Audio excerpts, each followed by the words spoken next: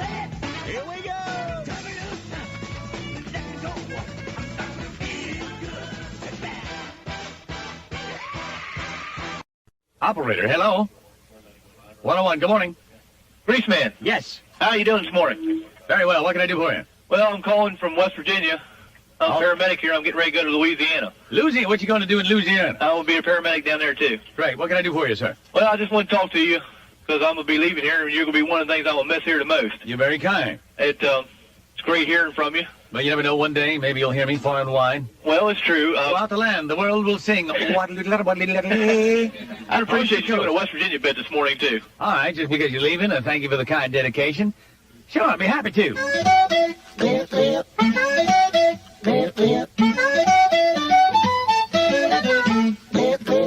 West Virginia is a place for me. Folks are closer than genetically. Find a cousin and you found a bride. Keep Manhattan, just give me that double wide. Inbred is how we'd rather stay. Take your sister and roll in the hay. Entire towns with only one last name. Cross-eyed slack-jawed, we all look the same. West Virginians have a tendency to view farm animals romantically. We don't believe in virgin wool. Goats are nice, but sheep are beautiful. City folk we tend to overwhelm. Hell, we thought Deliverance was a training film. We'll get behind you if we get the chance. Buddy, I love you. Now, why don't you drop them pants? The chores on all fours. Food's cheap. Nice sheep. From Charleston to Wheeling, the whole state is squealing. West Virginia, we are there. And the Greaseman is here to bring a little sunshine and joy, a little perk on this cloudy day. That's right. As Englishmen square off against Libyans, we plow on undaunted. As Nero fiddled while Rome burns, so shall I shriek while all about me is confusion and consternation. Yeah, because I'm a man, a bold man, a proud man, a manly man. You know we haven't done in a long time? Spotlight on the Magnet Tree. Yeah, well, I got all the lines ringing. Let's just clear them lines and enjoy a little wacky fun on Spotlight on the Magnet Tree. All right, hello, what do you do? What do I do? Yeah. I go to school here in Woodridge. What school you go to? Woodridge High School. And what are your hopes and dreams for the future? Just to be a bum. A bum? You want to be just a bum? Just to live on the beach. Be a maggot. Yeah, but how are you going to support yourself? Even maggots need money to buy the accoutrement of maggotry. I'm going to be a printer. A printer? Yes, a printer. I see. I make a lot of money, you know. But you have to get a haircut, buddy. You can't work around a printing press with long hair, or it'll print your face. My hair's all the way down to my back. Oh, you are a maggot. I'm not a maggot. Your hair's down to your back. How do you take a dump? Don't you have to worry out your hair's in the turlet? You know who Robert Plant is, right? Yeah? You know what he looks like? Yeah? I look a little like him. Oh, God. Oh, you are a maggot! I'm not a maggot. Get a haircut, shave, bathe. Come on, buddy. I shave. I do shave. All right. I do that. You do? Okay, well, we'll see you later. Okay, thanks a lot. Q111, 1-800-53 DC101. Feel free to dial, I think, at any time for any reason, and you'll be in the winning circle if you use your powers of deduction. And just maybe, walk away with something bold. Good morning. Hey, Grease. How you doing? You want to play the quiz? Sure, I'll play the quiz. First name, and what do you do? Steve, I work for a newspaper. Really? Yeah. You're a media maggot, huh? Media maggot. Media maggot. Investigative reporter. Pretty neat. No, a production guy. That's okay, buddy. I'm just funning with you anyway. Let's go round and round, see what we got for you, Steve. Round and round he goes where she stops. Nobody knows. Could be big, it could be little. And it's a drop-top convertible.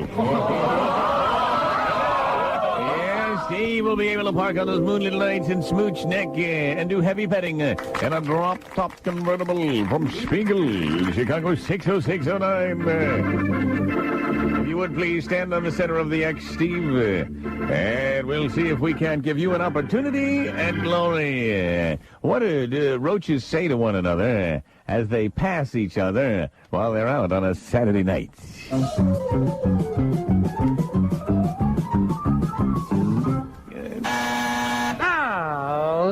No, man. Roaches will pass each other, stick out a paw, and say, "Slap me on the insecticide."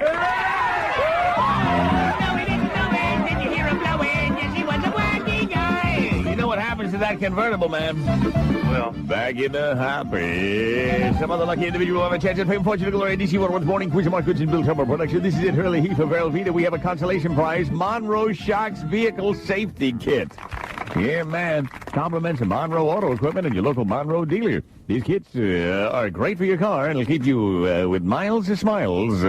And you're also qualified for the $1,000 Monroe prize to use for the safety of your vehicle. So hang on a second there, Steve, and thanks for playing the Morning Quiz.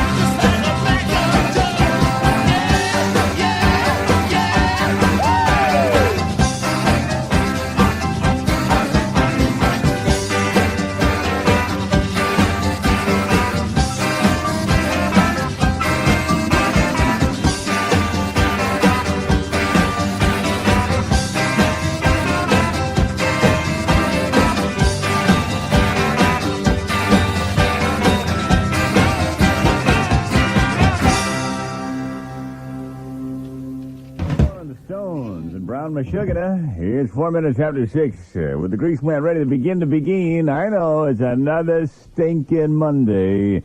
But we have no excuse to whimper today because we had a long weekend. We're rested and refreshed. So I don't want to see any long faces. I don't want to see anybody whimpering. I just want to see grotesque overdevelopment. I want to see women oozing estrogen. And I want to see men proud of their testosterone. I want to see copious amounts of chest hair and numerous medallions. Let me put my wheelbarrow in front of the microphone and belt one out to get us rolling on the right foot. This morning I got both barrels loaded. I feel real good and my belly is bloated. That Thanksgiving meal was so good I couldn't wait. I didn't cut it, I just put my face in the plate. With my whole family yelling, dig, dig, dig. I just slop it over it like a pig. Oh, baby, I'm a redneck. Can't help it, I'm a redneck. Oh, baby, I'm a redneck. I can't help it, I'm a redneck. Oh, baby, I'm a redneck. I can't help it, I'm a redneck. Yeah. The weekend really was lots of fun, even though my house was full of tourist scum. They kept on nagging, wouldn't button their lip, lest I took them on a sightseeing trip. So Saturday I threw them the car keys, said have a nice day. Then I gave them directions to 15th and K. Yeah. They came back with everything. They had a souvenir sightseeing guide. They had a souvenir hot dog, a souvenir cap, and a souvenir brick through the window. But now it's Monday, I got a job to do. Lots of shrieking and hobble the goo. Gonna fire that Magnum before it starts rusting. I'm ready to do some knuckle busting. Gonna talk real loud and pin that meter. Gonna stomp the hell out of a muffin eater. Cause I can't help it, I'm a redneck. Oh baby, I'm a redneck. I can't help it, I'm a redneck. Oh baby, I'm a redneck. I can't help it, I'm a redneck. So mama, get your little children off of the street for the passer from the smell of my stinky feet. I'm on top, man, I ain't pulling no punches. Gonna take the competition and eat their lunches. Cause they can't compete with this ex-trucker. This man who wears the big seal sucker. Oh baby, I'm a redneck. I can't help it, I'm a redneck. Oh baby, I'm a redneck. I can't help it, I'm a redneck. Oh baby, I'm a redneck. I'm a redneck. I say, oh baby, I'm a redneck. I can't help it, I'm a redneck. Oh baby, I'm a redneck. Watch out, G-Pond, I'm a redneck. Yeah, baby, I'm a redneck. I can't help it, I'm a redneck. Yeah. You know what a redneck's idea of foreplay is? Hey, Nadine, you awake? 101, good morning. Hey, how's it going, Grace? What's up? What can I do for you? Oh, not too much. I'm laying here in the hospital. What's wrong with you? Oh, I got a disc. Slip disc. Slip disc? How'd you slip that thing?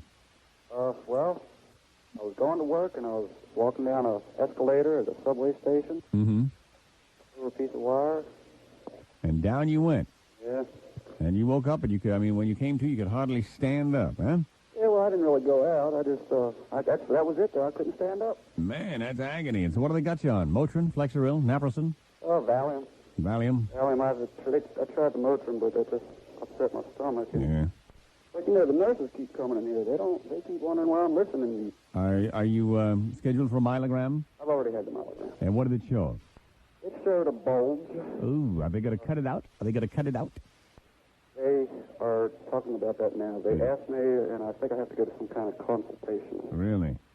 So the consultation is this. We're thinking surgery on your back. I find this here that means in case you turn out to be a cripple, you won't have any hard feelings. Hey, all right. Yeah, okay. Now, fasten them. Okay. Call the anesthesiologist and call the Maserati dealership. Tell them I'll be right by as soon as I take care of the formalities. Yeah, all right, sir. If you'll just turn over. Hey.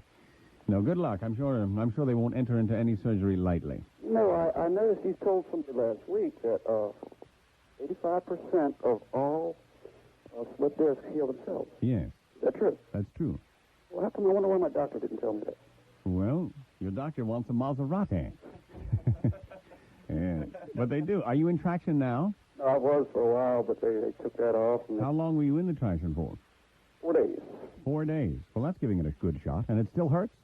Oh, yeah, it still hurts. They've been, this ultrasound. They've been giving me ultrasound also. Yeah. Are you taking anything beside the Valium? Well, they come in and give me a shot of Demerol. Well, I guess you sound like you're a classic case of someone who needs surgery. I mean, if you're taking Demerol injected, I mean, you must be in severe pain. Yeah, it's pretty bad. For 4 days like that, buddy, you don't want to come out a drug addict, do you? Oh, no. Well, then, I guess they might have to just flip you and take that thing out, buddy. Take that thing. Just be glad you're in the modern day and age when they have surgical procedures.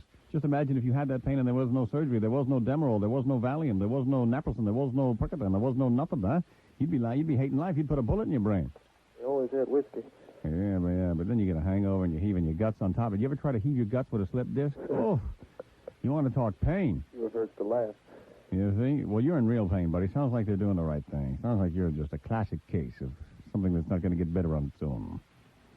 Okay, nice talking to you. Hey, let me know what happens after it's over with. Okay, I'll give you a call back. Give us a call back. Okay. All right, buddy. Ooh, ooch, ooch, ooch.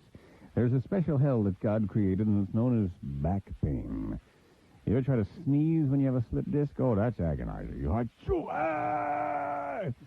Yeah, man. Well, good luck, buddy. Well, I tell you one thing you ain't gonna be doing for a while. That's the Copa Caprice. Yeah, I like speaking that lingo. Yeah, I like speaking that lingo that I learned so long ago when I was working south of the border. Vamos, muchachos! Venga conmigo a la tierra.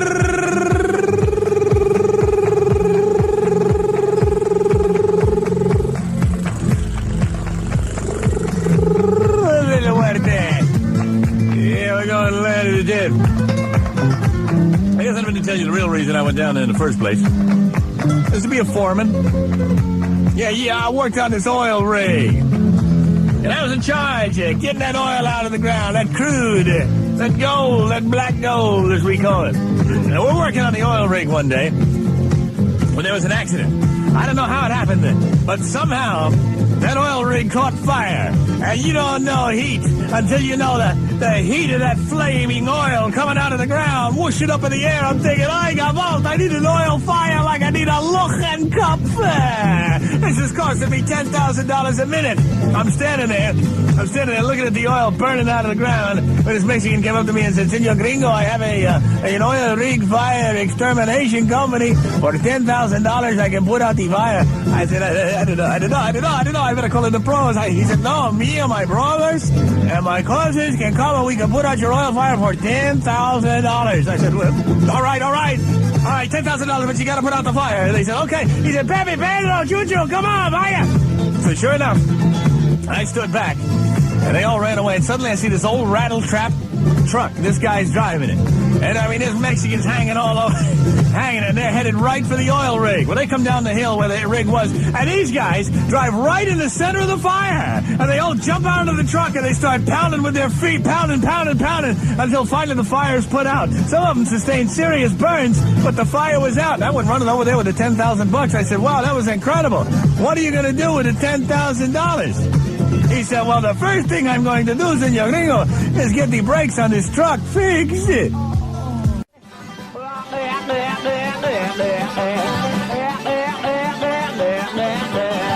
a West Virginia guy, a West Virginia boy. West Virginia is my pride and joy. West Virginia's good enough for me. And I'll say bad. I'm a West Virginia guy with a twinkle in my eye. West Virginia's good enough for me. Bad.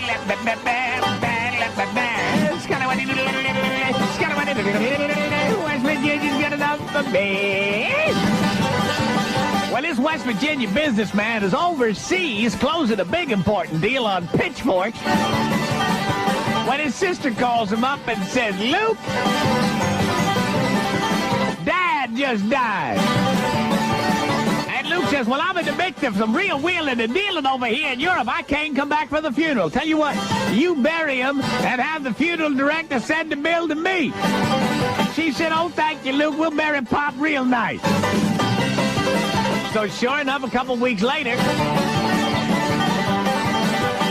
Luke gets his bill in the mail for $2,000. So he writes a check and sends it back. And then a few days after that, he gets a bill for $15. And so he writes out a check for that figure. Well, I guess the Undertaker must have forgot something. I don't know, $15. What the hell could that have been? So he writes that check and sends it. Well, sure enough, a month from the day, he gets another bill, $15. He's thinking, damn, what the hell's going on here? So he pays that. And then a month after that, another bill comes for $15. Finally, he calls up his sister. He says, sis, what the hell's going on here? Paid a bill for $2,000. Now I keep every month I'm getting these bills for $15.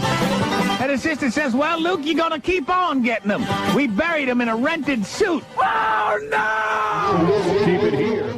It's a nice day today, and spirits are high. I think it might be a good day for Spotlight on the MAGA Tree. Your chance to find out what your peers are up to, what they're doing, what they're thinking, what they're saying on Spotlight on the MAGA Tree. 4321101's the number. Yeah, go ahead. I'm from a recording firm in New York, and, well, see, this is hard to explain. See, Ray Manzarek, you know, he was in Africa doing some kind of tour, and, they found Jim Morrison's body. Oh, yeah? And, so, I don't know what we're supposed to do. They told us to call most of the major radio stations. What are you, nuts? What? Who found Jim Morrison's body? Ray Manzarek. Ray Manzarek. How did Ray happen to stumble over Jim Morrison's stiffs? I don't know. Are you serious? I'm serious. Ray Manzarek didn't find no Jim Morrison's body. He did. How would he find it? He was in Africa. That's where they figured he was. No, but no, they already found Jim Morrison's body in a shallow grave in France. Excuse me? How did Ray Manzarek would even know it's Jim Morrison? Was he a dental expert? He could tell by looking at them bones in the ground that it's Jim Morrison's yap? Buddy, you're a victim of some false information. Well, I'm sorry. You're sorry. You are sorry. We got so many maggots. We got so many maggots. We got so many maggots. We have maggots on the line. We've got so many maggots. We've got so many maggots. We've got so many maggots. We've got maggots on the line. From Waldorf to Beltsville, they're all out there sniffing, breathing, and pooping. We've got so many maggots. We've got so many maggots. We've got so many maggots. We've got maggots on the line. 101. Good morning. Yeah, Grease. I thought you were supposed to be roaming the stands at Lake Braddock last night. I was. No, you weren't. You got a police escort out of there. Don't tell me, because we were standing. There was like 10 of us in the corner yelling for you to come up there. Well, no, I can't actually walk through the stands. Why? What are you? I mean, you know, I mean, walk through the stands. How totally Right. How bourgeois. I was there. Didn't you hear me? I know you were there. I was shrieking over the loudspeaker system. Yeah, but you were supposed to come out into the crowd. That's what they said on DC 101 yesterday, that you were going to be roaming the stands. Well, I did. I roamed up to the press box and I roamed my behind. Home, yeah. What was the deal with the police escort, man? What police escort? I thought you were big, bad, and bulky. I am big, bad, and bulky. Well, how come you needed a policeman to... But you can be bigger, badder, and bulkier when you got a magnum than without a magnum. No, I just, the man was talking to me. He wasn't a police escort. We were talking about law enforcement, and he just happened to fall in step with me. Oh, that's what it was. As you could have as well. Well, we were trying to yell for you. There was 15 of us up in the top corner. Well, you should have come walking over like everybody else did that walked with me out. We weren't. It wasn't like I was being hustled out like some sort of pompous celebrity. I merely, I was there for the first half of the lacrosse game. I did my play-by-play, and then as I left, I signed autographs, and I said to the passers-by, hello, hello, hello. And that lawman just happened to fall in step with me, that's all. Oh, okay. All right. You played some Scorpions this morning. All right, you got it, Butler. Thank you. I'm up for something loud. Of course I got a police escort. You don't think I'm going to walk through the stands? Oh, my God. People all over me. I mean, plus there were 3 people in plain clothes, just in case that guy missed somebody. I was like, oh, Della! Oh, Yelly, you know, I mean, my God, this is the 80s. One must be aware. One must be aware. Here's 5 minutes before 9 o'clock, DC 101. The commander here. We have Mega Shriek, and right after the 9 o'clock news now, I'm going to open the ticket window. Please, Now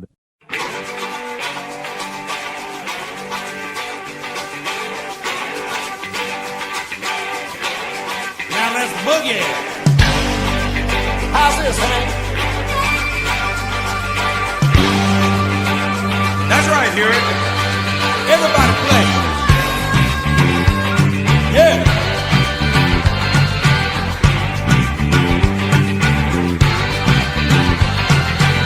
can't be too quick to judge somebody. You might end up with your foot in your mouth. You can't judge an apple by looking at a tree. You can't judge a honey by looking at the bee.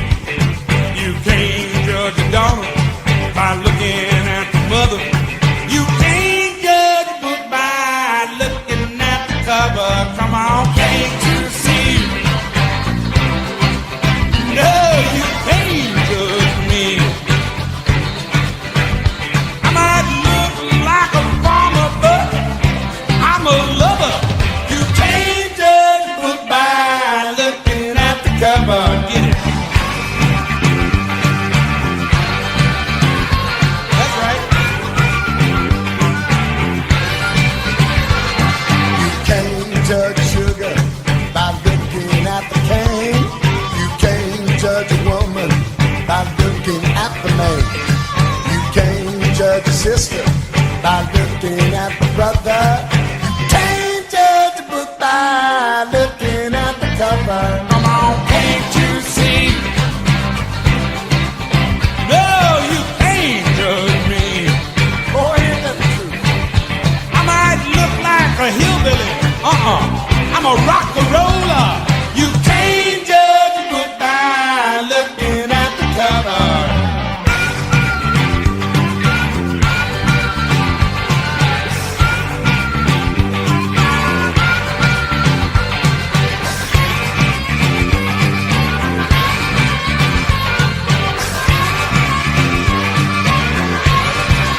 You can't judge a fish By looking in the pond, You can't judge a right. by looking at the wrong, You can't judge one.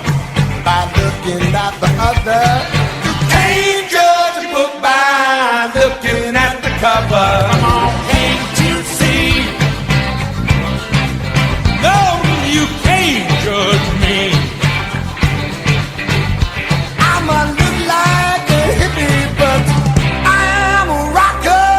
You Can't judge a book by looking at the cover. Come on. I'm a guitar man. And you is a heart man.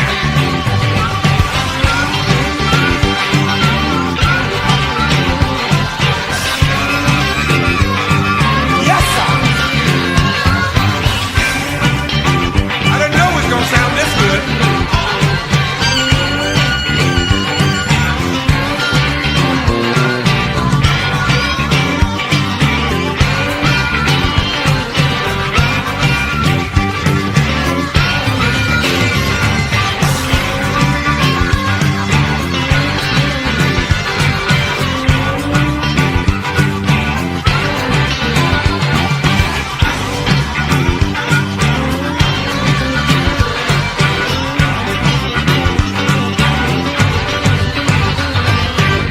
Six minutes after the 7. I'm feeling wacky. Excuse me, but I'm feeling wacky. 7:26. The weekend's here. You know, we'll have a beer, the whole shmee. Yeah, we're gonna kick back. Let's pick up the maggot line. Why not? 4321101. I had a guy on hold here. Now, what were you jabbering about, buddy? How did you get sucked up into the Village People group? All right, buddy. Just let's let the Village People drop. That was a time in my life when it was very brief. We had a brief touring career. And by the way, I wasn't funny. I was the only member of that group that wasn't funny, buddy. How could you prove that? How can I prove it? It still makes a lot of noise when I break wind. That's how I can prove it. With that group, I wouldn't even want to be recognized with it. Hey. Let me tell you something, buddy. They put a blind ad in Variety magazine. Wanted. Bulky young man that can sing. I got there, auditioned, got the part. I traveled. I made a lot of money in a very short period of time. And if that makes me an evil man, then so be it.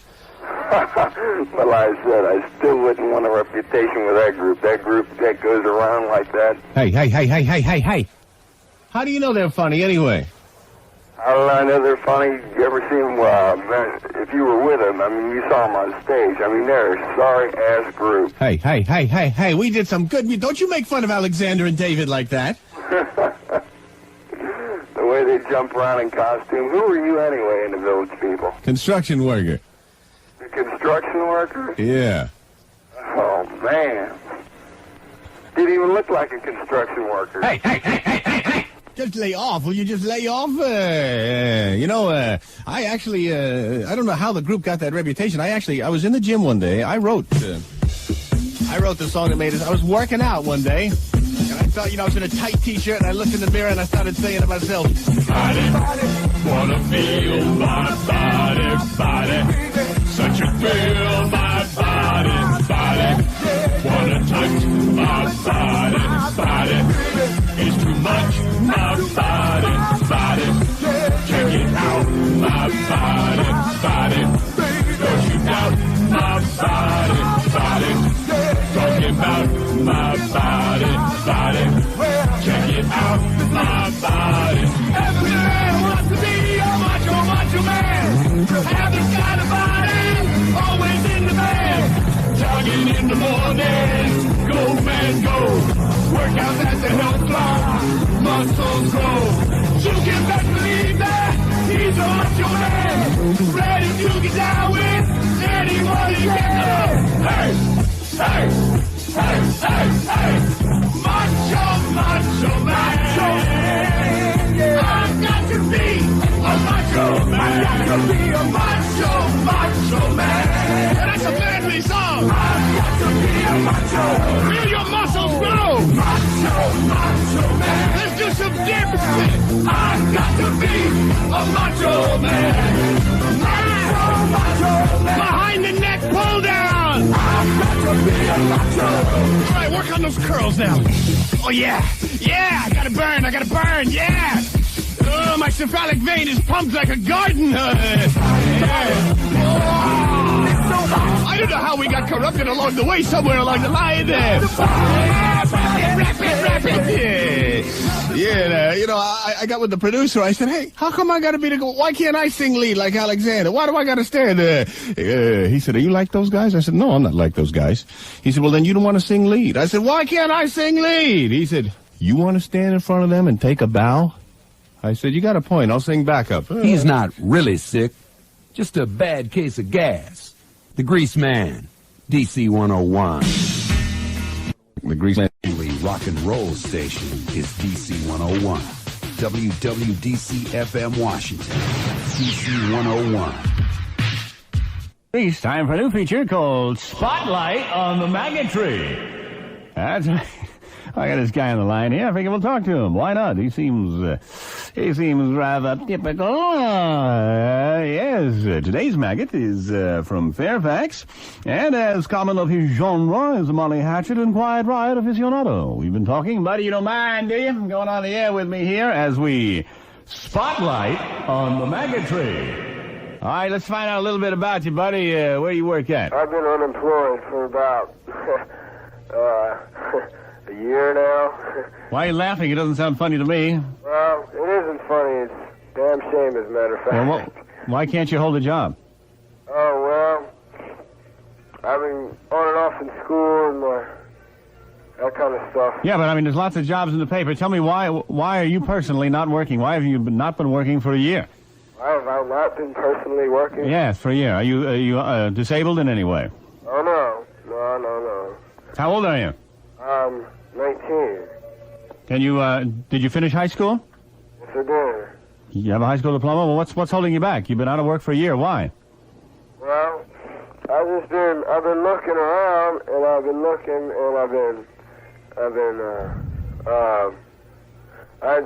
the field I'm looking for is, there's nothing around here. Well, what do you look for? I'm in the theater arts.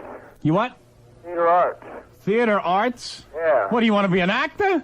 Yeah. You? Come on, buddy.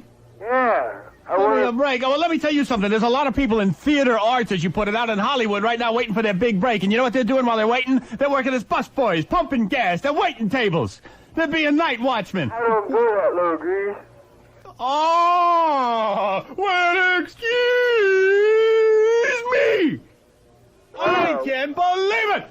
What's that? You don't go that low. Yeah. So what are you doing? You're just mooching off your parents. That's lower still. Not only are you not working, you're mooching. I ain't mooching off my parents. Oh, yeah? Well, how do you eat? How do you feed yourself? Who gives you the money for the food, the clothes on your back? Who?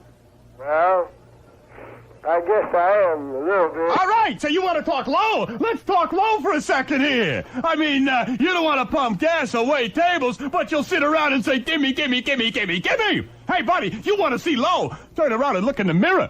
Oh, geez. All right, tune in again. 4321101 is the Monday morning commiseration line. Should you feel low and downhearted, call me and I shall help you endure another stinking Monday. Whoop, it's a flashing. Hello, Alberto. You're always crying about Monday. What about it? Such a wimp, man. You always got to be crying. What, you get into Mondays? I mean, you're really thrilled when Monday rolls around? Yeah. Why? Don't you work? Huh? You go to school? Yeah. What, do you like school? You're glad to go to school? If anybody's a wimp, it's some guy that likes to go to school and brown-nose the teacher. You little wimp. Huh? You don't want to miss school so you don't miss your points? You love Monday mornings. You like being able... You're the kid that starts raising his hand before the teacher's even finished asking the question, right? Ooh, I know, Mrs. Otchengertis. Ooh, call me. No, I like to drive the teachers crazy. No, you don't. You're a wimp. You love school. You love Monday mornings. Any real man hates Monday mornings. Take a hike, wimp. Hello. Hey, Chris, I want some advice. Yeah. Okay, what would you do if the neighbor's dogs wake you up 3 in the morning for the past week and a half? Well, I'd probably look out the window and say, "Hey, you! That's the last time you'll mess up my lawn, you lousy, no-good, Alpo-eating little maggots!" And then I'd throw the bloody carcasses on the guy's front porch, and I'd go back to bed. The grease man. Hey, you got diamonds, and I've...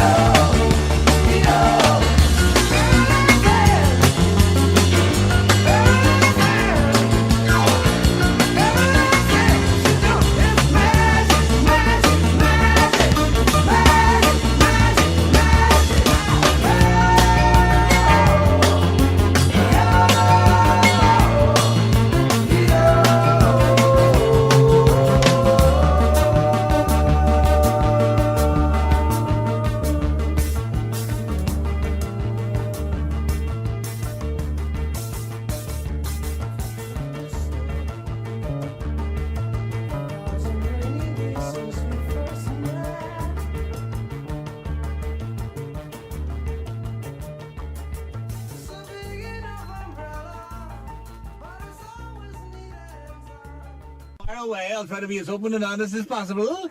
I knew I could trust you. What? How long have you been doing this type of work? 14 years. 14 years. And how'd you get started in it? In college.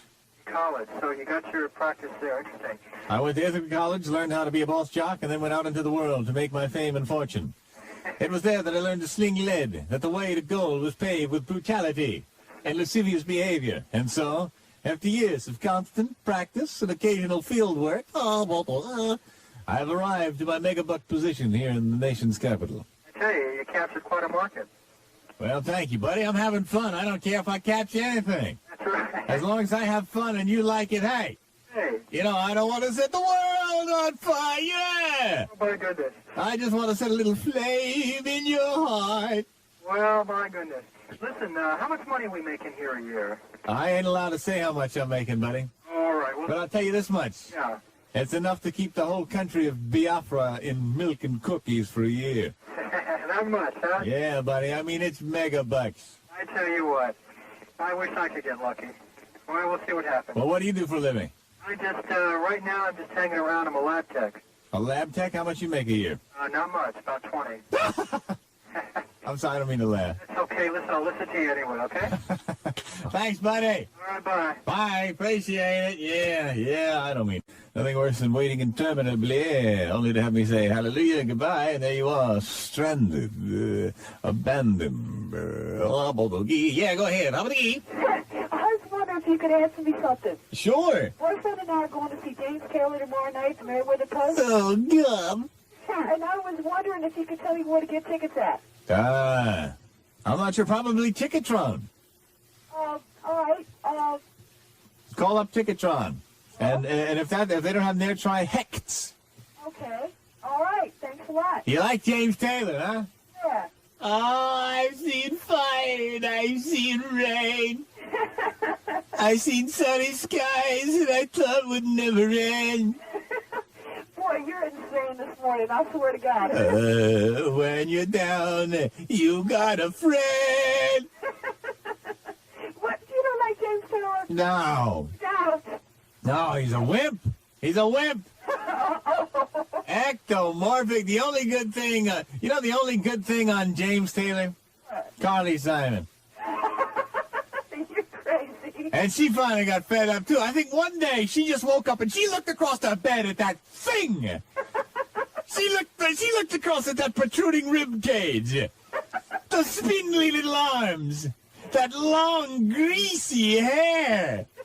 That mane she called a mustache. Those soiled, sticky jeans. Those nasty, dirty little underpants. And she finally said, I must be nuts. I could be with the Grace Man right now. You're crazy, I swear. So finally she said, James, take a hike. Take a hike. And so he took off. Oh, But you enjoy the concert. okay. Don't mind his ectomorphia. Okay. Don't mind the fact that he's been at every nuclear rally. Oh, yeah. Don't mind the fact that he's a left-wing leaning Volvo driving commie sympathizing bedwetting pinko. Don't mind it. You enjoy the show. Okay. You have a nice stinking time. You hear me? Okay. Right here, lady. Right here. We love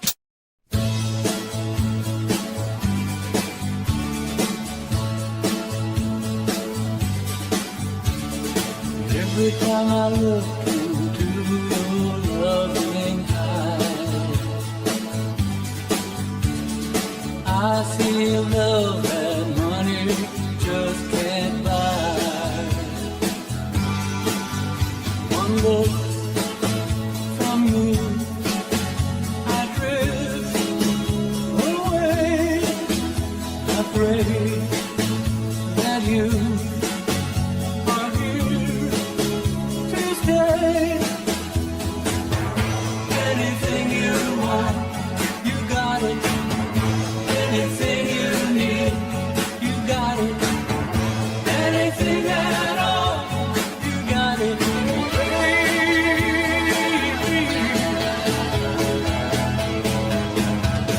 Every time I hold you, I begin to understand. Everything about you tells me I'm your man. I live my life to be with you. No one can do the thing you do. Anything you want, you got it. Anything you need, you got it. Anything at all, you got it. Baby.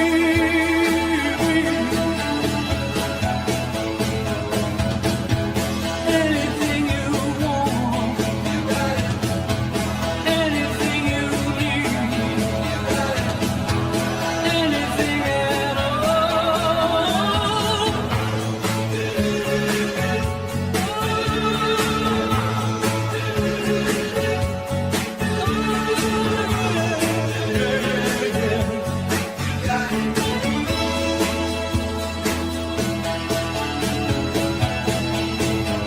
I'm glad to give my love to you. I know you feel the way I do. Anything you want, you got it. Anything you need,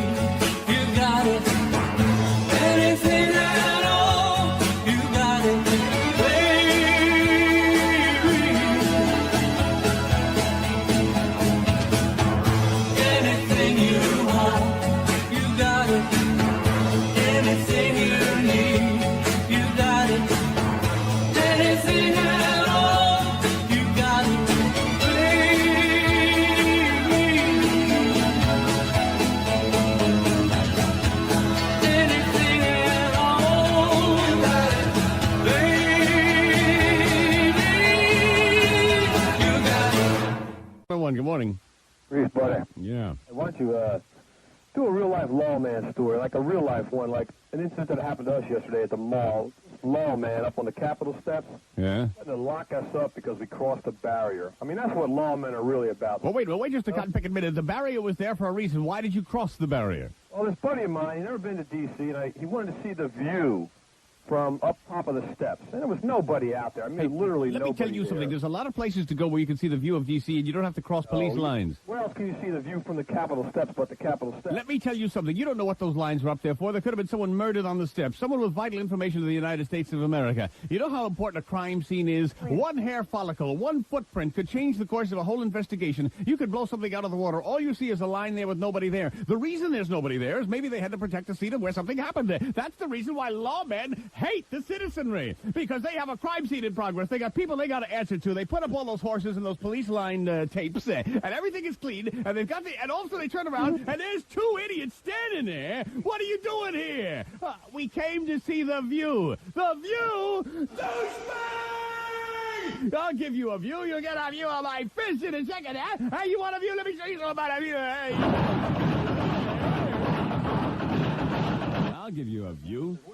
Hardened criminals in for? I brought him in for crossing the barrier. All right. Well, Come you on, obviously you're not understanding it. Anything. It looks to you like there's nothing behind that barrier, but you don't know why those barriers were erected. So who knows? It could have been a very delicate crime scene. They might have been looking for like a contact lens or something, and the contact lens would carry mucosa, which could indeed point to who the killer was, and you guys come along fat and happy with your dog-do-covered wingtips on and stepping all over the place. Yeah, that's great, huh? Yeah, that's great. You are a forensic nightmare, you maggot. And they ask me why I drink. Yeah. How about a quiz, Lloyd? How about a quiz? I got kind of a one that you'll have to think about a little bit. One that you'll have to think about and say, hey, la, hey, la, hey, la, hey, la, hey, la, lo, hey, la, hey, la, hey, la, hey, la, lo. Good morning. We have Lucidity on the line? Yes, we do. What's your first name and what do you do? My name's Jose Castro, and I work at IBM. Jose Castro, bienvenido, Jose. And let's see, and buena suerte también. All right, Mr. Castro, let's see here. We better spin the prize wheel.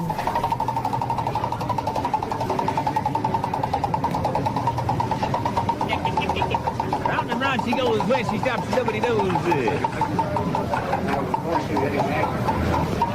Jose, you're in luck. It's a wheelbarrow full of cash. Look at it, man. A wheelbarrow full of cash, Jose. Are you excited? Yeah, of course. How much is it? I don't know. Who can count a wheelbarrow full of cash? But if you win it, you'll come down and count it out, man. Let me tell you something, though. It's full to the rim. All right, listen very carefully. I hope your adrenaline's pumping. Oh, yeah. All right, Jose. Give us the difference between a hunter and a fisherman. Oh,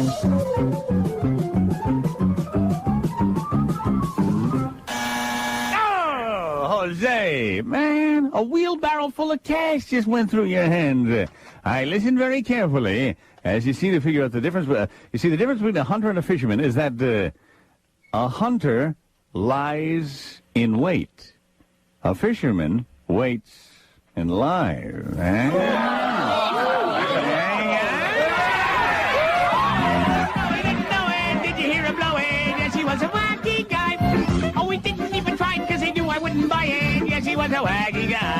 I'm sorry, Jose, we're going to have to take that wheelbarrow full of cash and put it back in the hubby. But as a consolation prize, we have the Peg Bundy Cookbook.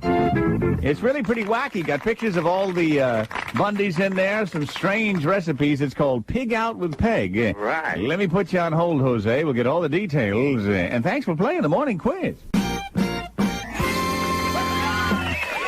It's about 22 minutes after 7 with the Greaseman on 2 for Tuesday. 4321101 is my telephone number. It's going to be a nice day today. Sunshine. And we'll have a high temp up around 50 degrees, so we should melt a lot of the snow. And, of course, we got lots of good music this morning. I'm checking ahead on my music. Oh, no.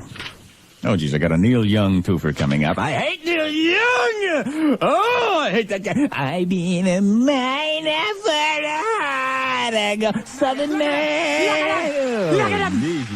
You can almost smell the communism there. Here's 27 minutes before 7 with the grease. What? Some guys on hold with what? A Neil Young report. Yeah, sure. Put 'em on. Put 'em through. Hello? Is this the line with the man with the Neil Young report? Yeah. What's the story on that maggot? At a concert in Louisville, Kentucky, Friday night, Yeah? he got sick.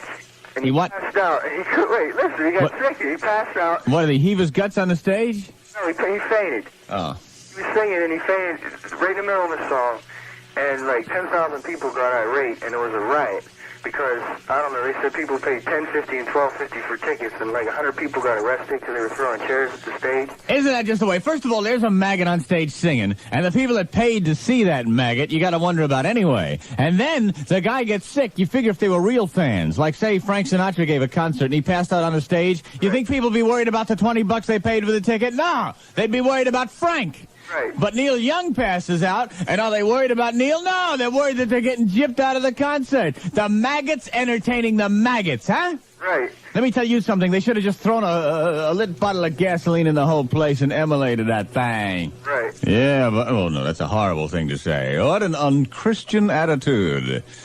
What they should have done is crucify the whole lot of them. Ah! No, that's his brand of honesty.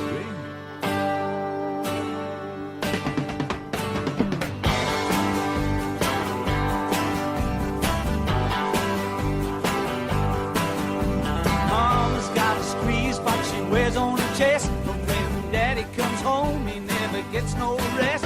'Cause she's playing all night, and the music's alright.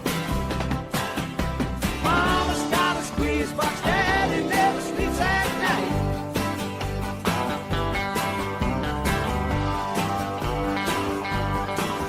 Well, the kids don't eat, and the dog can't sleep. There's no escape from the music in the whole damn street. 'Cause she's playing all night, and the music's alright. Mama's got a squeeze box, Daddy never sleeps at night.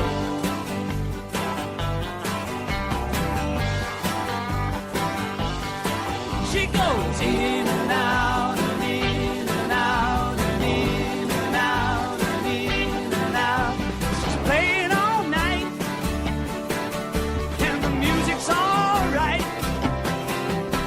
Mama's got a squeeze box, Daddy never sleeps at night.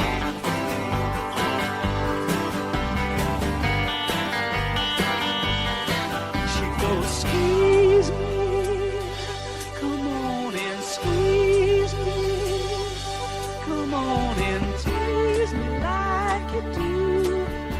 I'm so in love with you. Mama's got a squeeze box, Daddy never sleeps at night.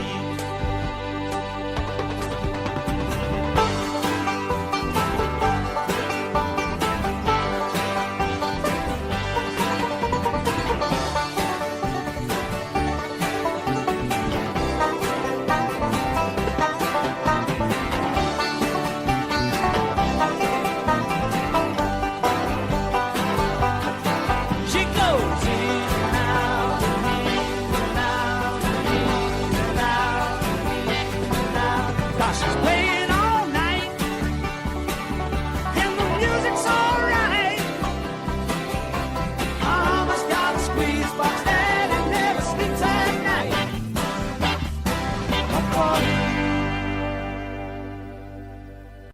Hi, you think you can find it in your heart to play some Zeppelin? I think I might could find it in my heart for a sweet, tender nectarine like yourself.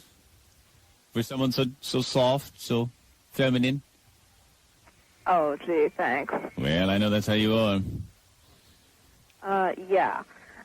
All right, Kitty Pie. We'll find some for you if we possibly can. Okay, thanks.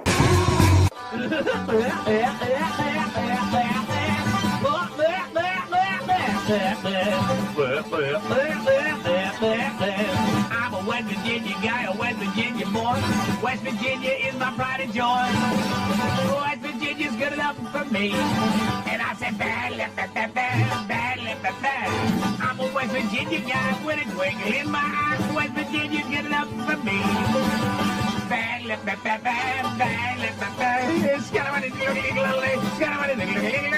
West Virginia's good enough for me. continued on his life, his dream of jumping out of an airplane. He had dreamed of the paradise of free-fall flight. Just jumping out of an aircraft and then hitting that parachute and watching it below above and then floating gently to the ground. So finally he goes into a parachute school and takes the whole course. And the bottom line is, he gets in the airplane, the instructor says, now remember, you count to 3, you hit the first chute. If nothing happens, you count to 3 again, hit the emergency chute. Okay? You got 2 chutes. Ain't nothing can go wrong, and there'll be a pickup truck waiting to pick you up and take you back to the hangar after you land, okay? West Virginia says, okay. They take him up about 10,000 feet. Out the door he goes. He counts to 3. He hits that regular chute, pulls the string, comes right off in his hands. Not a damn thing happens. Counts to 3 again, hits the emergency chute. Another string comes right off in his hand. Not a damn thing happens as he hurdles to the ground at 120 miles an hour. He shakes his head and says, damn, I bet you that pickup truck ain't gonna be there either. He's mega shrieking again. You better believe I'm ready for a little bit of moving now. Wow, wow, wow, wow. Greaseman on DC 101. We'll take a short break and then come back with more action. My number's 800-544-9294. There's going to be more of the Greaseman Show. 432-101. Got a lady just got back from Europe. What were you doing in Europe there, honey? I went over with an organization to celebrate the Treaty of Paris. Holy jeez. Yeah, you might say that. And we were there. We were in France for 4 days and London for 4 days. Did you have fun? Had a blast. I actually got a chance to see cats. Cats? Oh, the play Cats, yeah. Did you meet any Frenchmen? How about them? Well, let me tell you, they really don't care for Americans. Who? French people? French. And my father was mugged on the subway. It was really bad. You know, I get sick and tired the way Europeans don't like Americans, you know? You know what? Let me tell Europe something. I don't like Europeans. How's that? You know? You got a good point. They really don't care for you, and especially if they know that you're lost or something. Where we were staying, you'd walk around with this map that's as big as I don't know what, and everybody's pointing in a different direction. Nobody stops to help you. And 2/3 of the people in France speak English, but they really don't care to help you. It's just like being in New York or something. However, in London, they see you with a map, and they're all over you saying, oh, where do you want to go? Oh, they help you in London, huh? They're great. So the English people help you, but it's them French boys, huh? That's right. All right, I'll do a bit about that, honey. Thank you. Yeah, I appreciate it. I can't believe it. I just can't believe it. Hey, they took our help in WW2, didn't they, over there in France? If it wasn't for us, they'd all be walking around there goose-stepping, singing, Ist das not ein Glockenspiel? Ja, das ist ein Glockenspiel. Glockenspiel, such a deal, huh? But no, they were glad to see us Americans then, wasn't they? Weren't you there, Pierre? You croissant-eating wimp. You were glad to see us then, huh? You slapped us on the backs, and now, 30 years later, you won't even give us directions to the subway. See how, all right, the next time the raging hordes come across your borders, hey, we won't come over there. We'll remember how you treated us when we were tourists. We'll remember how you treated us in peacetime. The next time your wimpy army tries to defend itself against every war you've ever been in, you needed us to bail you out, and you won't even give one. Let me tell you something. I'd rather be a lamppost in PG County than the president of France, because that country makes me want to puke. How you doing? Good. That's good. You working hard? I'm busting my tocas for you here. Yeah, I'm busting mine too. I'm at work myself. What are you doing, buddy? Not much. Trying to take it easy, make 8 hours. Really? Somehow I get the feeling that what you're doing is not either brain surgery. I get the feeling you're not a nuclear physicist. I get the feeling somehow you're not a teacher of the arts or philosophy. If I had to guess what you did just from our brief conversation thus far, I'd say there was either the pumping of gas, the loading of shelves, the stocking of shelves, the sweeping of floor. What do you do? You're stocking shelves. A stock clerk. Yeah, I thought so, but somehow I just picked that up from you, that you were at the creme de la creme. You were the basic unwashed on which we, the nouveau riche, trod. I heard that. Yes, sir. Well, okay, what can I do for you today? I'd like to like to hear a couple tunes. All right, a couple tunes, probably something. I get the feeling you don't want to hear Rachmaninoff. You don't want to hear Beethoven. You don't want to hear a sonata. You sound to me like a Van Halen man. Jimi Hendrix. Jimi Hendrix. Very nice, very nice. All right, sir. Anything you want to play. All right, you have a nice day. You too. Don't work too hard. I won't. I'm getting ready to get off. All right, don't sprain your back. Adios. Adios. Bye-bye. Bye-bye, AMF. Crazy. Of course he's crazy. He's the Grease Man on DC 101.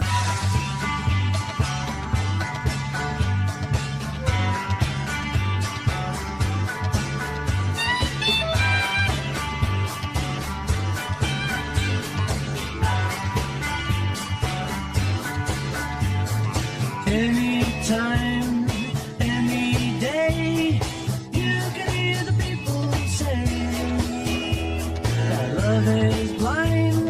Well, I don't know, but I say love is kind.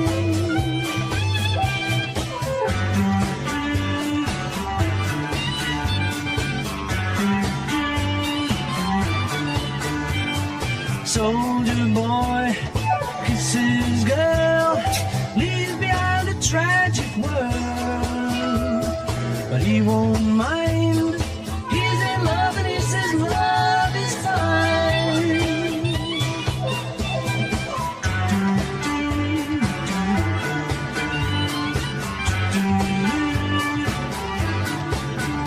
Oh, yes, indeed, we know that people will find a way to go no matter what the man says.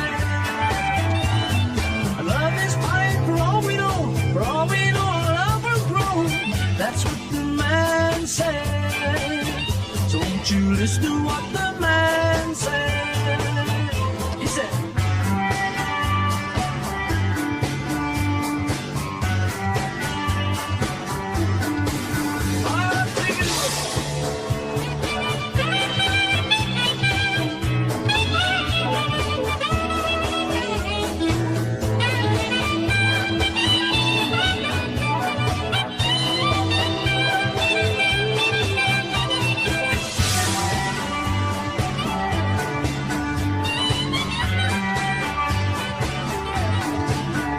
oh, yes, indeed, we know that people will find a way to go no matter what the man said. Love is fine for all we know, for all we know, our love will grow. That's what the man said. Don't you listen to what the man said? He said,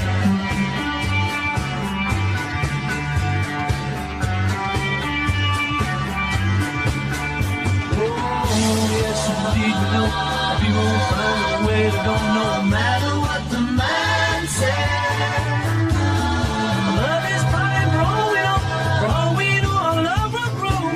That's what the man said. So won't you listen to what the man said? He said,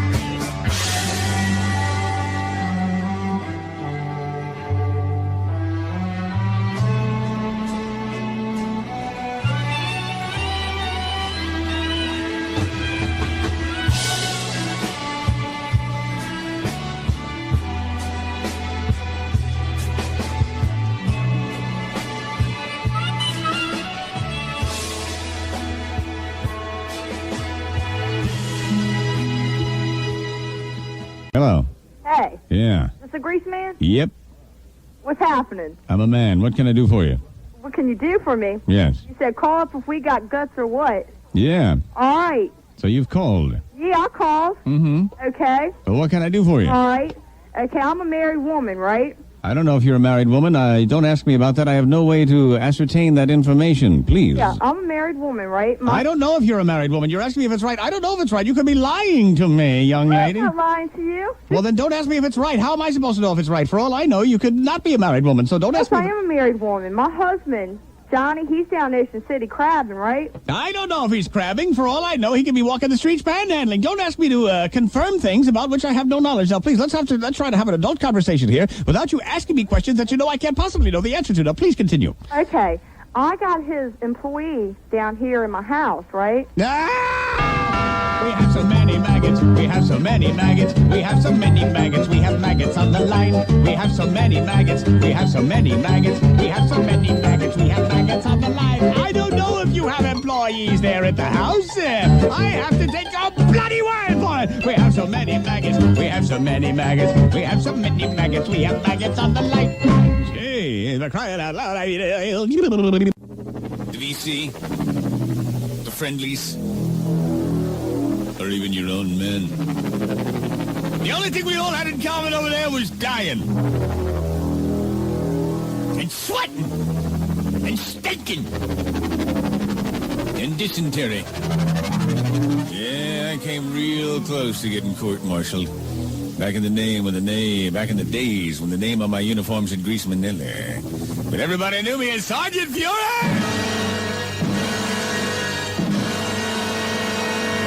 Quang Tree, 1967. We were in the middle of a firefight.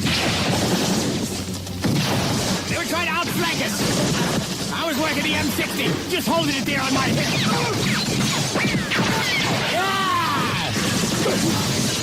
I was cutting the swath through the elephant grass. I would just stand there. I had no machete for me. I would just cut it down.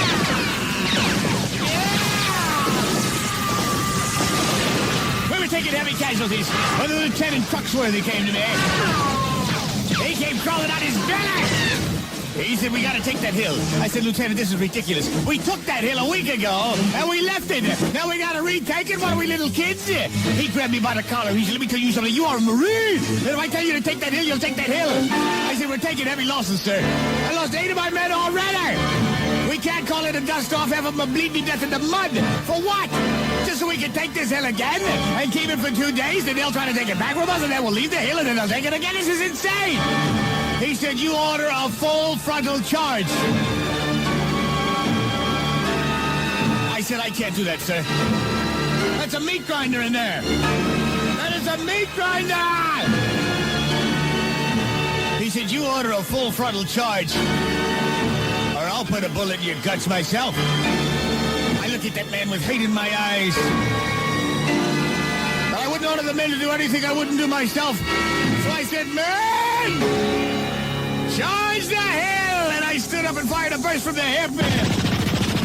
Well, the gates of hell opened up on us! Men would die! Well, we finally made it up there. We finally made it up there! I stopped at the last minute and threw a grenade at that machine gun nest and...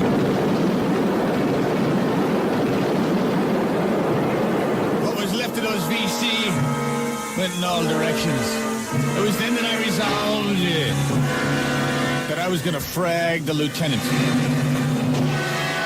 He wasn't going to get any more of my men killed needlessly, senselessly. He wasn't going to cause any more of my nightmare. That night, I waited till 3 o'clock in the morning. Took off one of my grenades. I walked to the lieutenant's tent. I said, Father, forgive me for what I'm about to do. I pulled the pin with my teeth there. And I lifted his tent flap. And I rolled that bad boy in there right underneath his cot. I took 3 steps backward and...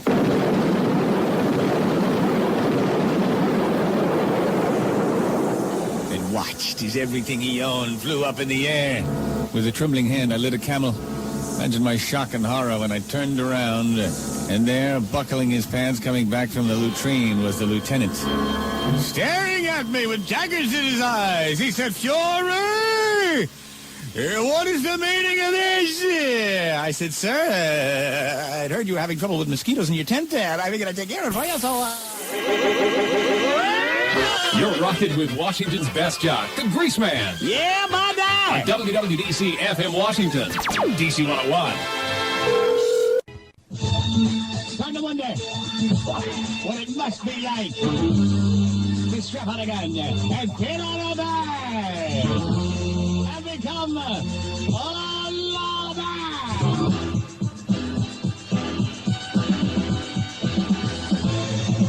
Yeah, you're off duty, so you work part-time at a department store. You're dressed casual. Your shirt hanging out of your pants to hide that big magnum. You like working in a department store. You feel a personal pride. That's the reason prices are so out of line. Shoplifting maggot! You walk up and down the aisles, your eyes kicking back and forth. Suddenly you see him. There he is, standing in the appliance section, looking awfully suspicious. So you hide behind a rack of coats and you watch him. Sure enough, he's got some batteries in his hand. He's looking around furtively. He puts the batteries in his pocket and starts walking briskly toward the door. Aha! You scream as you take that magnum out of the holster and you're walking towards him. You say, "Halt! Police!" He sees you coming and he takes off. You fire a lead love note in his direction. It bangs into the appliance counter as he hot-foots it around the corner and hides behind a rack of coats. You come pounding after him. You momentarily lose him. You say to the dip behind the perfume counter, "Hey, buddy, I'm on a hot pursuit of a shoplifter." That's the reason prices are so out of line. Shoplifting people in the store. And you see which way he went? He just looks at you blankly. I said, "I'm looking for a shoplifter." I don't care. Well, all right, well, then go back to selling your perfume. You virus-laden. Suddenly you see a rustling. There he is, headed for the changing room. All the store employees are lying flat on the ground as you head for the changing room. You walk in there casually. You don't know if he's armed. There's a whole row of little booths with curtains in front of them. You go walking down there, looking underneath each one. Suddenly you hear the sound of breathing behind one of them. Someone standing on the bench. Someone trying to avoid being detected. You just whip that thing and you vanish. Yeah, curtains fire. Yeah, when you open the curtain, there he is, just kind of standing there, cowering. You say, "All right, you maggot. You want to shoplift batteries? Great. We'll take you downtown and put you in a dry cell. Somebody grab this maggot in there. Bug him." You're rocking with the best. And the Grease Man. Yeah, let's take a call here. Let me try to clear these maggot lines before I move my big behind. Go ahead, hobble the guy. Hey, Horseman. Yeah. Now, last Saturday, I went out to buy a record. I got out of my car in the parking lot, and I had this terrible smell. I couldn't figure out where it was. I walked in the record shop, and I saw you. I couldn't believe it. Then I realized where the smell came from. But something else I realized is that you're a nobody without your microphone and your sound effects. What do you mean? Just there. Well, what do you want me to do? Stand on my head and spit nickels? Yeah. No. Yeah. Let me tell you something, buddy. I am a performer, and when I even insert myself amongst the maggotry like that, I'm not going to tap dance for you. I'm not going to stand on my head. You bow at my feet. Come on. You pay homage to me for entertaining your sorry, miserable, unappreciative behind all these mornings. I'm not going to perform when I'm live. I'm going to stand there and take your accolades and thank yous. Do you hear me? No. Oh, take a hike, buddy. Just take it and man, huh? Ramble on. Led Zeppelin from the second album.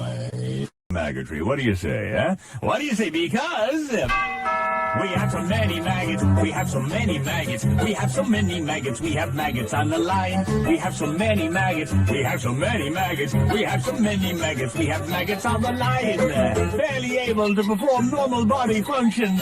Nonetheless, they live and breathe and live in our area. We have so many maggots, we have so many maggots, we have so many maggots, we have maggots on the line. 432-111, hello, what's your story today? My story is I had a long, hard night of hard work. What did you do? Where'd you work?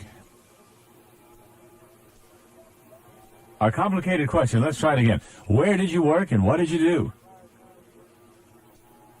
My work is dirty, deep, and dangerous and destructive. Well, what work do you do? Oh, Tell me, what is your job?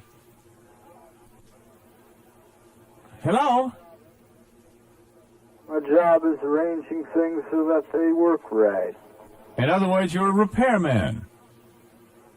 That's a very vague job description. Tell me, what do you do for a living?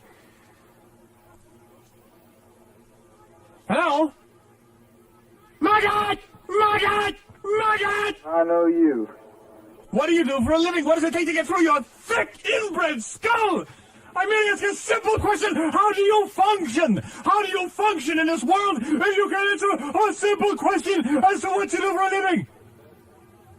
Are you asking me a question? I'm asking you what you do for a living. I am an artist. An artist. An artist. And yet you arrange things so that they work right. What do you, repair portraits? Do I repair portraits? What kind of artist are you? An ultra-avant-garde artist. All right, maybe we're making some headway here. So that all night long, you said you've had a night of hard work. You were busy creating artwork. Is that right? Yes, I was doing works of art. So what kind of works? You paint pictures? You're a sculptor. Life sculpture. Life sculpture. All right, Beautiful living sculpture. You create living. How does that work? What kind of? Tell me about it. Buddy, would you do me a favor? What? Take the telephone, place it between your eyes. Yes? And let me know when it's there. The telephone will be in between my eyes right now. Hey, take it line. Let me pick that thing up. Yeah, go ahead. Hop in the key. Jason. Yeah. Guess where I'm calling from? Where? I'm from James Madison University. I'm picking up on cable. Oh, yeah? Yeah. Neat. Yeah, it's really neat. You think you can put me in any of your plots this morning? But you? What would I want to put you in any of my plots for? Well, I'm a college student. I'm smart. Oh, God. You're smart, huh? Yeah. Sure, you could think of something. Let me see just how smart you are. Suppose you were changing your tire. Okay.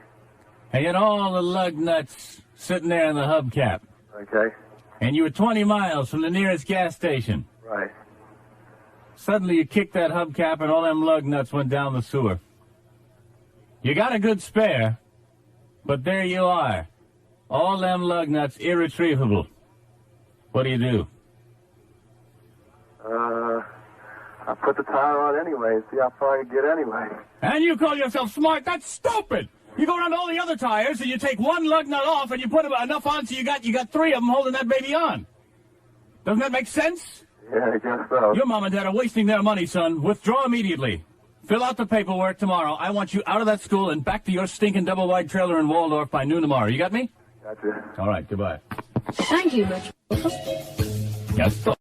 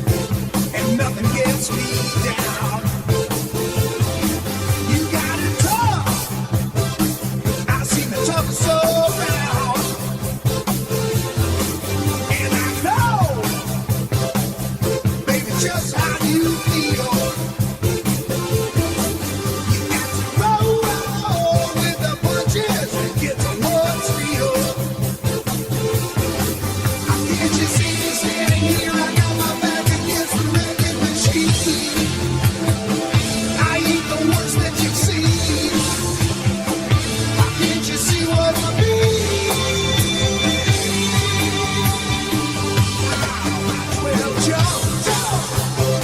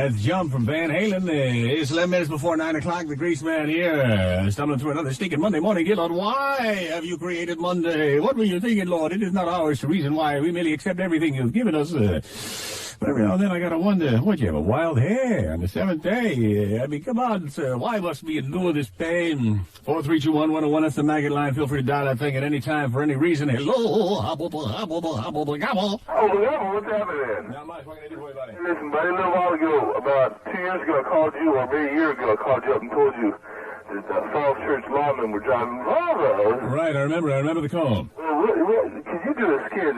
Wonder what it must be like to pin on a badge, step on a gun, and climb into a Volvo. Oh, buddy, should we rub it in their faces? Should we rub it in their faces? My God! Time to wonder what it must be like to strap on a gun and pin on a badge and become a lawman.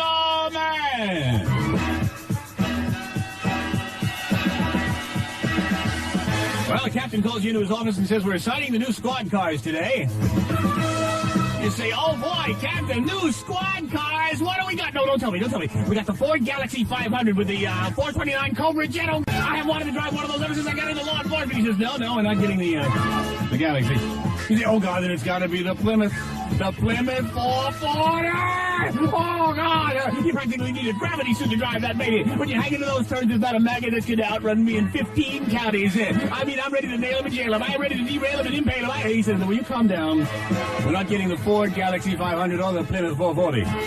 So you think, my God, well, what are we getting? Oh, I know what it is. Oh, not as hot as the Plymouth or the Ford, but the Impala 350. A good standard, reliable. Who has to go 0 to 60 in 2 seconds anyway? We can take 5.5. BFT, they still ain't gonna outrun Motorola, right? He says, no. We're assigning you brand new diesel Volvos. You say diesel Volvos, you're thinking to yourself, how am I supposed to drive around in a diesel Volvo and command the respect of the magazine if I show up and geez, you hit the blue light on one of those things and the light stays still in the car, it spins underneath. So sure enough, you can't fight City Hall, you get behind the wheel of your Volvo and you try the siren out to see if that baby has proper authority. Imagine your shock and horror when you find out the siren sounds like this.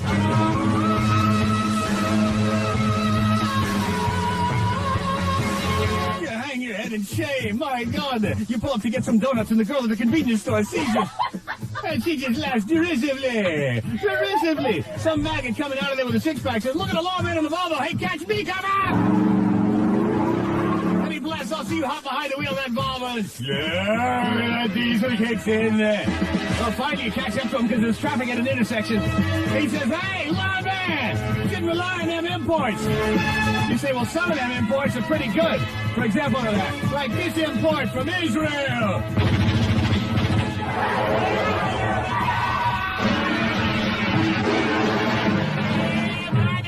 And you take him downtown and book him. Hey, sing hallelujah, hallelujah. God, God, God. Just kidding, boys. They're a proud vehicle, and we hope you drive in good health. Geez, I need a drink. Having a ball. Boom, boom, boom, boom. I am a lonely moss jockey. Why don't we take up the phone? 4321101. Feel free to jump in at any time for any reason. Hello, hi boy. Go ahead, you on the air. Good morning, Nina. Hi. Oh, I really like your sense of humor and all. It's just one thing I felt I had to call up and ask about. Now, I was wondering why you pick on Jane Fonda often. I understand she was very vocal against the war, and now pretty much she just is. I understand what she's in town for today, vocal about the farmer. She did some kind of. She wrote a play, or yeah. But otherwise, she's just supposed to be like a feminist, activist. She doesn't mean any harm to anyone. I don't see what... She didn't mean any harm to anyone when she sat there behind the enemy gun emplacements in the Vietnam conflict. She didn't mean any harm. When she sat behind machine guns that were used to shoot American flyers out of the sky, she didn't mean any harm. When she aided and abetted the enemy of the United States of America and sucked up the Mao Zedong, she didn't mean any harm! What do you mean she aided and abetted? How did she do this? She visited with the enemy camp. She joked with their soldiers. While our guys are lying in trenches, boozadal, mud flying up from their guns, she's laughing with the bad guys. I thought what she was trying to do was like what a lot of other peace talk people do during any war. They're trying to get the two sides together. And how, if she were to go over and badmouth them, do you think they were going to get peace that way? Wasn't she or any other person throughout history who tries to do some kind of peace talk? Don't they have to have some kind of diplomacy and be nice and, buddy. Exchange some kind of common decencies? Could you do me a favor? No, I'm not trying to call, to make... No. All I'd like you to do, please, is take the telephone. No, wait a second. I'm not trying to call it to be a part of a joke or anything. I'm saying I can understand, like the war is very controversial. And place it between your eyes. No, I'm not going to. See, the thing is, I'm just saying why pick on one activist against an immoral war over, other people who just speak out against other injustices. I'm gonna throw up. Take that telephone, place it between your eyes now, and let me know when it's there. It's there. Let's rock with the Grease Man, DC 101. Why? 484321101 is my telephone number, and let me snatch that bad boy up. Hello? What are you doing? I'm having a good time. You're having a good time? Yeah, who's this? Denise. Denise, what are you doing, baby? I was sitting here smoking a cigarette. Sitting here smoking a butt?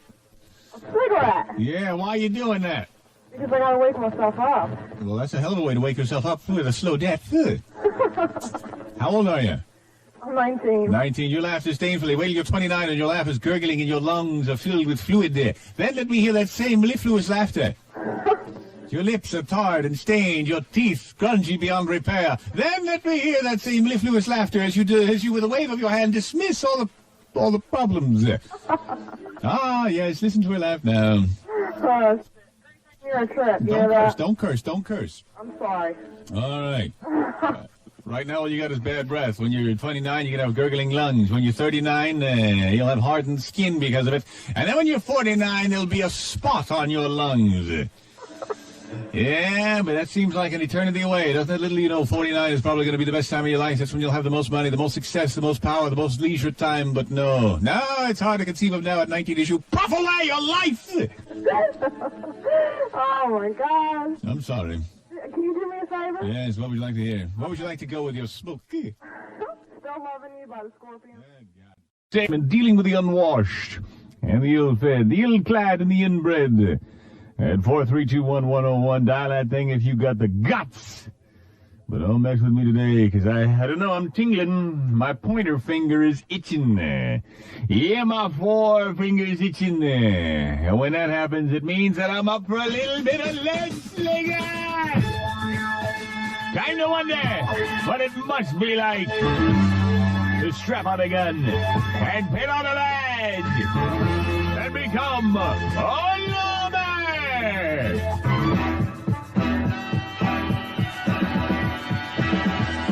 Well, you just finished speaking at a high school. Somebody asks you, tell me, officer, what was the reason you decided to become a policeman? You smile and say, well, son, I became a policeman so I could aid my community. I felt if I had to live here, I'd like to make it a better place for me to live and for my family to live. And in so doing, make it a better place for you to live. What you give is what you get back. Thank you, and it's time to hit the street. And they all applaud politely, but you didn't tell the real reason you became a cop was to blow away our pigs! But you can't say that! But that's the reason! That's the reason! You love it there! You throw about it! You become sexually aroused at the very thought of it! So you hit the squad car, and sure enough, your favorite call comes over the radio. Unit 189, 211 in progress, 109 Blauman Boulevard. Most guys would pick up the mic and say, Roger, I'm on the way. But not you. You pick up the mic and you yell,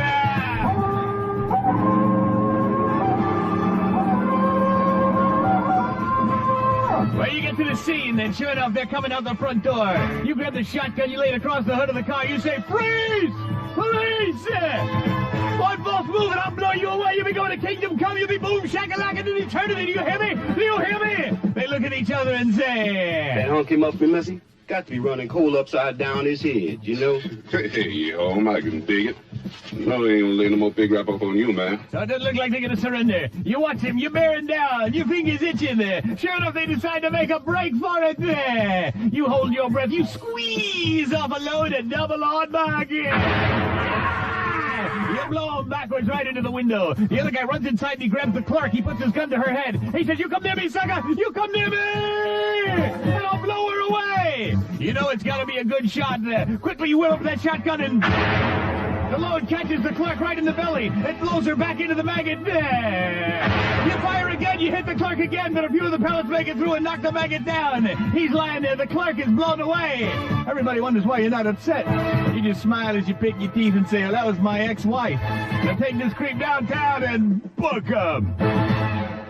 Dear Lord, give us the strength to endure the unbelievable bohoggery of another 5 days of bureaucratic bullshit.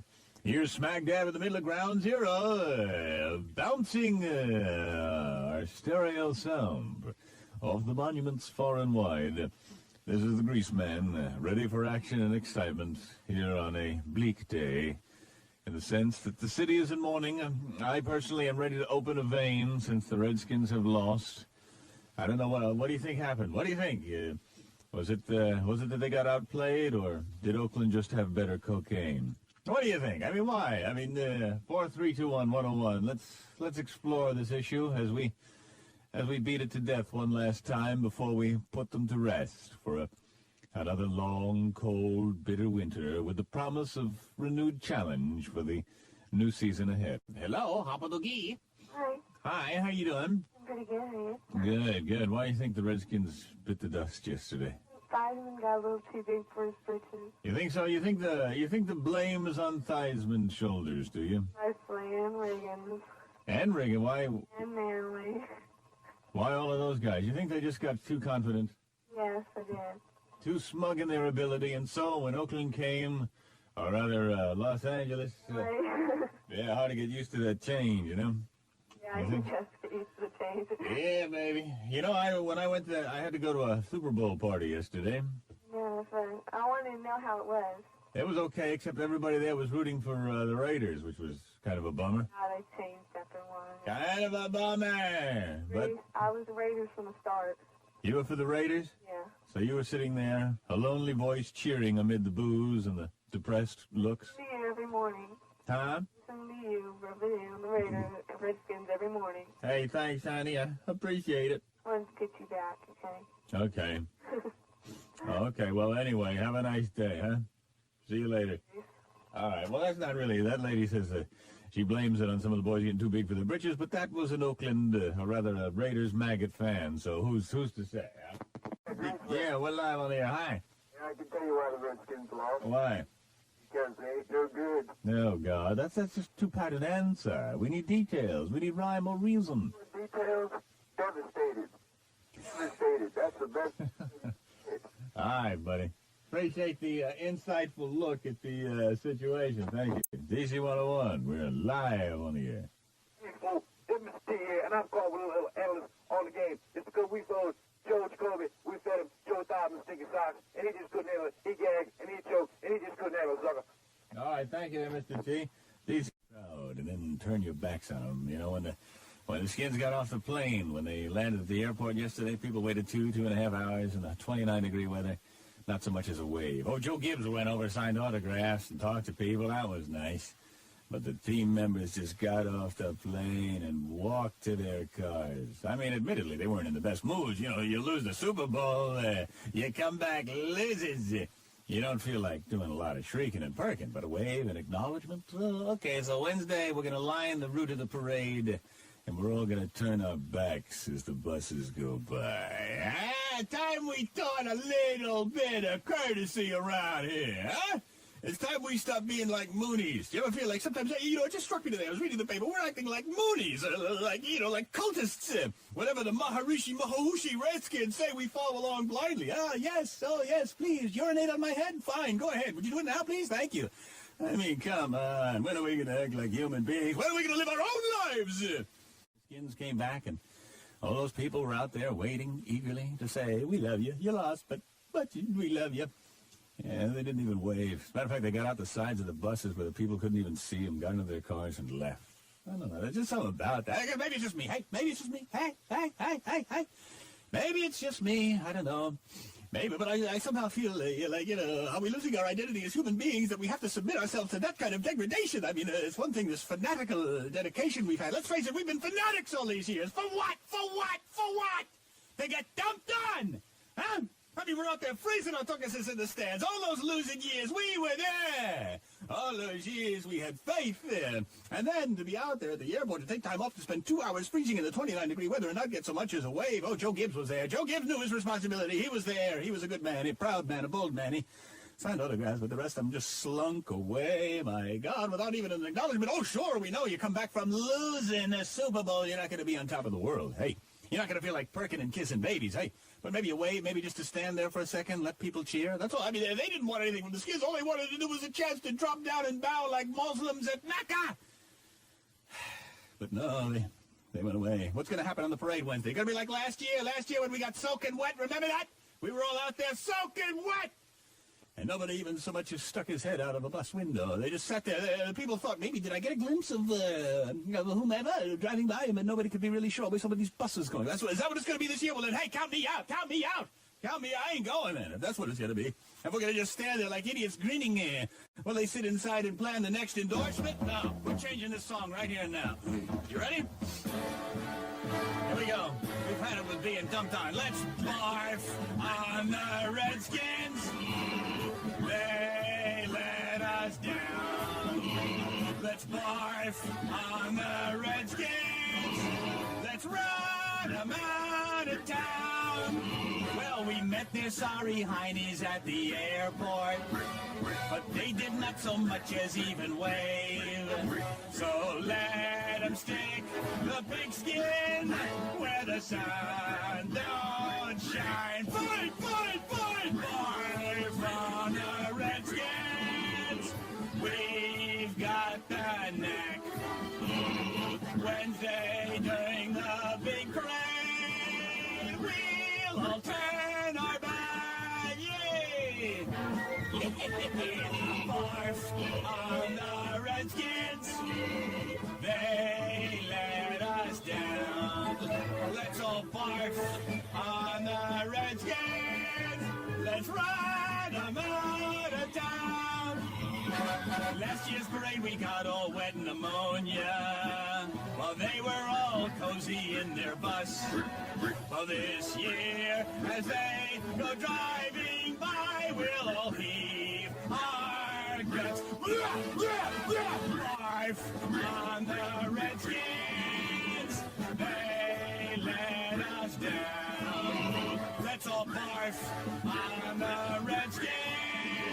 Let's run out of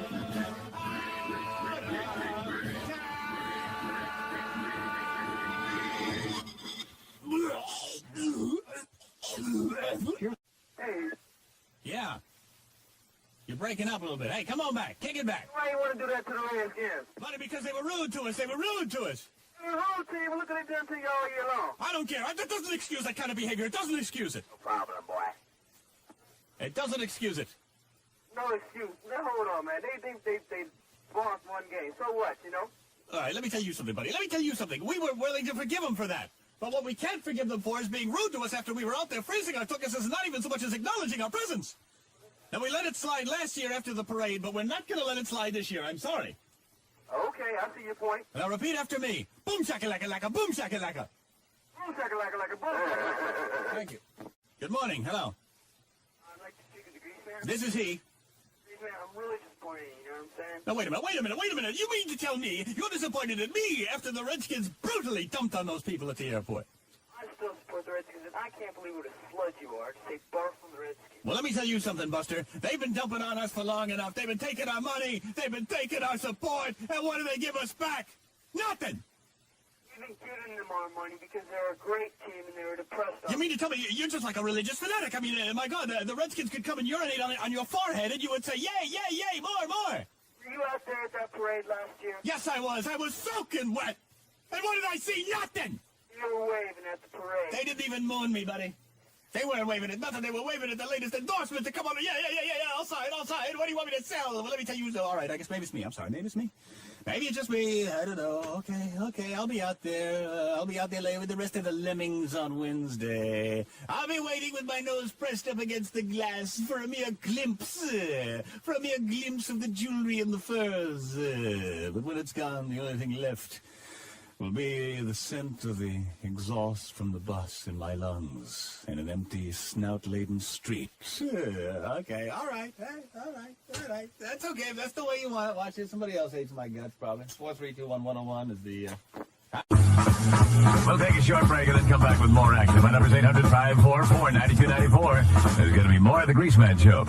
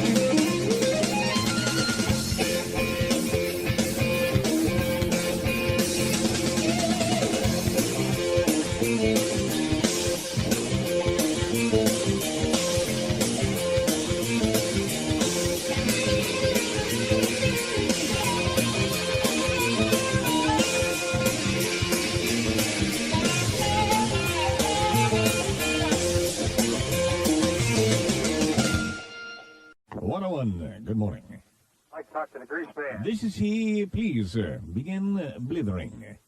Yes, grease man, I got a problem. Can you help me out with it? What is it? I'm just in from the hills, and I'm trying to find a city girl. A city girl. Where are you from? West Virginia. Are you really? Yes, sir. Well, you'll find a city girl. Oft times, city girls are impressed with country quaintness. So walk into the nearest gathering place, smile when you see the girl you like, and say, "Excuse me, ma'am, I'm new in town. I don't know the city procedure, but back home, when a fella feels like sparking, he'll buy a drink for someone special. I wonder if that could be you." And she might be impressed.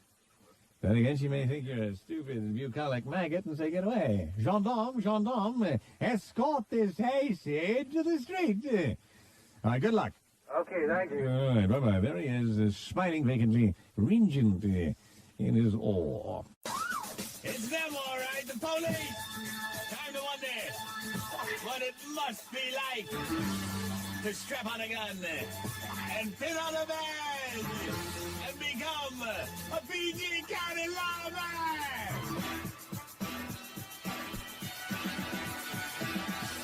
Well, it's late at night. It's cold outside, nothing much happening there. So you figure you'll stir up a little action there. Sure enough, up ahead, there's some people sleigh riding on a hill. There's no traffic. The road's iced over. It's late at night.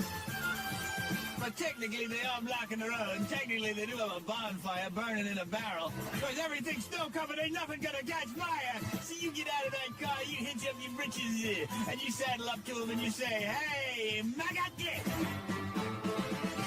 Douse that fire now." I said, "But jeepers, officer, we were just getting together for a little..." I said, "Douse it now, you maggot!" And you fire around in the air for effect. Of course, there's people there singing and enjoying the holiday fun. But you don't care. You want that fire out. The backup units arrive. The people say, "But geez, we've been here before." You say, "Shut up, shut up, shut up, shut up, put it out, put it out." Well, one of them accidentally brushes you, and that's all it takes. You start doing the old two-step down at Knuckle Junction. 10 lights are out, all right! Whop, whop, whop, whop, whop! You break out those 18-cell flashlights and you rearrange some cranial matter. Yeah, you deck 'em high, deck 'em low, kneecap slap 'em. One of them tries to get away, you reach inside and yank his steering wheel and send him into an uncontrollable spin. One by one, you just weed through the crowd. This is the most fun you've had since the old demonstration days. And you start picking them up and throwing them back in the paddy wagon. Of course, meanwhile, while all this is going on, across town, there's 3 rapes, 1 bank robbery, 2 convenience store women have been brutalized and tortured. There have been 3 counterfeitings, 4 bad checks passed, 1 accident with fatalities. But you don't care, because you got them people off the road. And you've confiscated their sleds. The charge, sleigh riding without a permit. Meanwhile, the county's in flames as you take your dangerous criminals downtown and book them. Yeah, kind of makes you proud. Be a man. DC 101, we're perky, full of brotherly love today. Hey, man, I know what you mean about them winos. Yeah, there's a lot of them downtown. People think I'm kidding. All of y'all living in Gatesburg. Hey, I was born in Southeast. Yeah. Wait, but I was born in Southeast a long time ago, and my parents grew up there and everything. Yeah. It's really gone kaput. Well, I don't know about that so much. I'm talking about the downtown area we're always doing our little business. I think there's just a lot of winos around, and hey. My father worked at the government printing office. He got up, or came outside and started up his car, and a bum got out from underneath because it was warm. Wow. Just like the way they sit on the grates and stuff. Yeah, tragic, yeah. It's like 1,000 beds there, huh? Yeah, not like locking your lips around a catalytic converter. Thank you, buddy. The grease man here, 7:30 after 10. Well, all right, one quick phone call. And then I gotta go. Then I gotta get out of here. I got packing to do. No, Ned Beatty, you can relax. I'm talking about my suitcases and stuff. Okay, here we go. Hello. I wonder why you always rank on Waldorf. Waldorf. What's wrong with Waldorf? Ain't nothing wrong with Waldorf. You come from Waldorf? I live right outside of there. I always hear you rank on them. Well, what's the matter? But what do you do for a living? Well, I used to be an elevator mechanic until I had a little plane crash. And now what do you do? I lay in bed head a little bit. How'd you have a plane crash? Well, I was flying too slow, and it just, like, kind of dropped out of the air, you know? What they call in airline terminology a stall. Yes, a stall. That is exactly what it was. Why? Pilot error. Were you flying by yourself? I sure was. Thank God. I wouldn't want to hurt nobody else. Anybody else? See, that's another Waldorf symptom there. How did you happen to be flying too slowly? Didn't you have an instructor with you many times before you soloed? Yes, I did. And then how did you happen to get to stalling speed? Well, I was flying around an object, and I kind of, like, slowed down because I wanted to see it a little better. Ah, so there we have a man that violated his normal procedure. Instead of looking at your engine speed and RPMs, you were looking at this object. This object. What was this object? This object was a couple of fine-looking honeys sitting next to a pool last summer. You just typify the Waldorf attitude. You wreck an aeroplane looking at two women on the ground for crying out. How high were you? I mean, were you making an approach to an airport? No, I was not. You were not either. So you mean to see two women on the ground, if you're flying normally, you got to be at least 1,500 feet off the ground. You must have been you unbelievable. You Waldorfian, you. That's true. This is true. All right, now you know. Now you know. And now you... I know what you have against Waldorf, right? Exactly. I mean, you typify the Waldorf spirit. Did you plow into someone's home? I crashed into a field in the middle of nowhere. Yeah, thank God for that. Yeah, I wouldn't want to hurt nobody else, at least. Anybody! Hurt anybody! In the hospital for this, I wouldn't want to hurt anybody else, but... I said anybody! Get it straight! You wouldn't want to hurt anybody else! You unbelievably dangerous! Maybe I can knock some big into your head, you fly a plane at 2 feet on the ground, looking at women, you crash a plane, you don't have good grammar, and you wonder why you're talking. Whoa! Jesus!